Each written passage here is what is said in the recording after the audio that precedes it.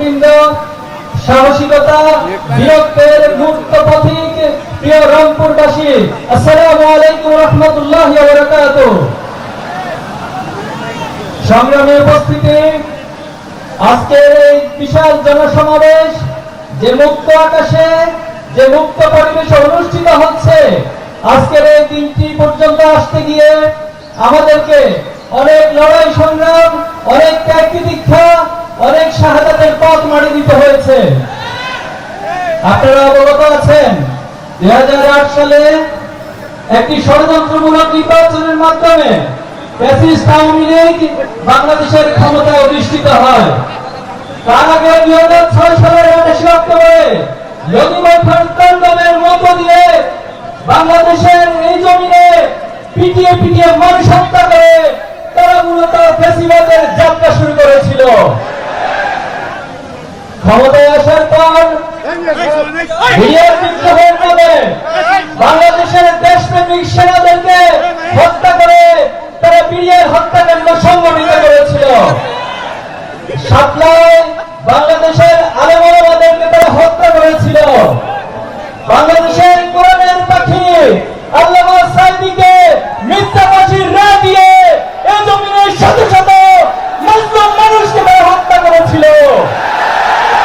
বাংলাদেশ জামাত ইসলামকে দুর্বল করার জন্য ষড়যন্ত্র করে তৎকালীন আমির জামাত সহ অসংখ্য রাহবারদেরকে তারা হত্যা করেছে।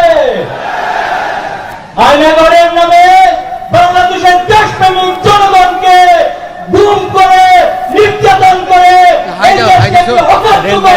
পরিণত করেছিল। উন্নয়নের বয়ান তুলে, উন্নয়নের দোয়া তুলে এদেশ থেকে অর্থ লুট করে, ব্যাংক লুট করে, শেয়ার বাজার কেলেঙ্কারির মাধ্যমে এদেশকে একটি ব্যক্তি এবং অকার্যকর রাষ্ট্রে পরিণত করেছিল। এত কিছুর পরেও তারা ভুলে গিয়েছিল অতীতে কোন ফেরাউন, কোন নমরুদ, কোন জালেম টিকে রাখতে পারেনি। এই লড়াই সংগ্রামের পথ ধরে গত 2024 জুলাই আগস্টে আবু সাঈদ মুক্তাদের অসামান্য সাহসিকতার উপর ভর করে বাংলাদেশে নতুন করে জুলাইয়ে ছাত্র জনতার গণ অভ্যুত্থান সংগঠিত হয়েছে এবং এই ফ্যাসিস্ট সরকার তার সবকিছু নিয়ে এই বাংলাদেশ থেকে পালিয়ে যেতে বাধ্য হয়েছে। সংগ্রামী উপস্থিতি, আজকে আমাদের এখানে উপস্থিত আছেন আমাদের শ্রদ্ধেয় মাজলুম জননেতা জনাব এডিএম আজহারুল ইসলাম। তাকে অন্যায়ভাবে মিথ্যা অপবাদ দিয়ে, ষড়যন্ত্রমূলক মামলা দিয়ে গত 14টি বছর তার উপর জুলুম করা হয়েছে। এই রাষ্ট্রকে, এই দেশকে এগিয়ে আজহারুল ইসলাম সহ প্রত্যেক মাসুমদের কাছে ক্ষমা চাইতে হবে, তাদেরকে তাদের ক্ষতিপূরণ দিতে হবে। সংগ্রামী উপস্থিতি, বাংলাদেশে জুলাই আগস্টের আজকে 1 বছর পূর্তি হতে যাচ্ছে, 1 বছর পূরণ হতে যাচ্ছে। আপনাদের কাছে আমার প্রশ্ন, আমরা কি জুলাই আগস্টের যে আকাঙ্ক্ষিত বাংলাদেশ সেটা কি এখন হাতে পেয়েছে? আমরা কি পেতে চাই? আজকে যারা ক্ষমতায় আছেন তাদেরকে আমরা পুরোপুরি ব্যর্থ বলতে চাই না, কিন্তু তারা তাদের উদাসীনতা, তাদের অযোগ্যতা, দুর্বলতা দিয়ে তারা বিপ্লবকে ধারণ করতে পারে নাই। তাদেরকে বলতে চাই, আপনারা স্বাভাবিক কোন প্রক্রিয়ায় ক্ষমতা অধিষ্ঠিত হন নাই। আপনারা আমার দেশের শত শত ছাত্র জনতার রক্তের উপরে ক্ষমতা অধিষ্ঠিত হয়েছেন। এই জন্য আপনাদেরকে বিপ্লবী চেতনা ধারণ করে অবিলম্বে আবু সাঈদ সহ খুনিদের সকল গণহত্যার বিচার সম্পন্ন করতে হবে। 1 বছর পর এখনো পর্যন্ত জুলাইয়ের ঘোষণাপত্র দিতে পারেন নাই, এর চেয়ে বড় ব্যর্থতা এই সরকারের আর কিছুই হতে পারে না।